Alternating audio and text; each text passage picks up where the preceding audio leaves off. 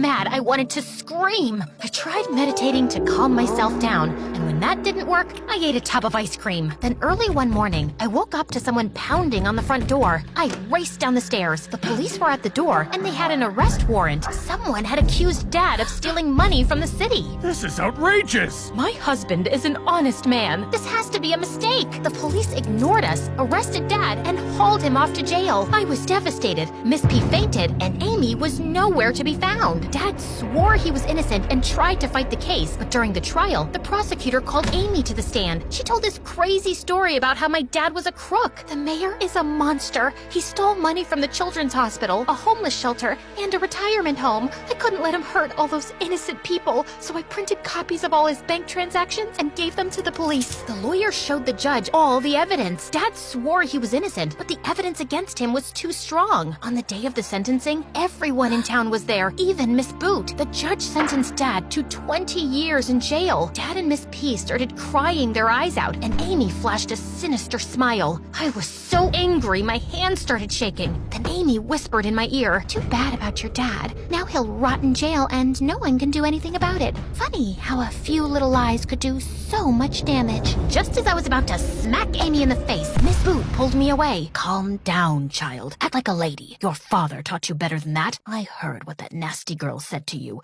but hitting her won't help your case. She's evil and she ruined Dad's life. We have to stop her. The best way to fight a lie is with the truth." Miss Boot walked away without another word, and then I got an idea. That night, Miss P, Amy, and I were packing our things to move out of the mayor's mansion. While Miss P and Amy were downstairs, I snuck into Amy's room. She hadn't packed yet, so I searched around to find evidence to prove that my dad was innocent. I was just about to give up when I found a small notebook tucked away in her drawer. Inside, it had pictures of me and my dad with X's on our faces, a bunch of old newspaper clippings, and a photograph of a young Amy standing next to an old woman in a hospital bed. The articles explained that Amy's grandmother lost her apartment after my dad signed a bill to demolish the building and replace it with a shopping mall. Amy's grandma collapsed during a protest, hit her head on the ground, and fell into a coma. It was such a sad story. Then I heard footsteps behind me. I turned around to see Amy with this demented look on her face. "Your dad had to pay for hurting my family, and now it's your turn." Amy picked up a broom and charged toward me like a maniac. I thought I was a goner, and then Miss P and Miss Boot appeared out of nowhere. Miss Boot snatched the broom out of Amy's hand. Miss P stepped between me and Amy. Amy, stop this right now. What happened to your grandma wasn't the mayor's fault. The city council made that decision. "But it's not fair." I know, honey, but what you're doing isn't right. It won't help your grandma, but perhaps I can. My son is a neurologist, and I can ask him to take a look at your grandmother, but under one condition. Miss Boot glanced at me. "You tell the truth about my father." Amy agreed. We all went to the police, and Amy told them how she lied about Dad and had hired someone to make up all the evidence against him. Dad was released from prison, and Miss Boot fulfilled her promise. She told her son about Amy's grandma, who decided to put her into a clinical trial where she had a great chance of recovering fully. On the day of Amy's trial, Dad felt so sorry about Amy and her grandma that he asked the judge to be lenient. The judge sentenced Amy to a year of therapy at a mental institution. Dad was reinstated as mayor, but every day he made sure to spend more time with me and Miss P. Miss P apologized for not believing me and taking Amy's side, but I still felt guilty. Dad,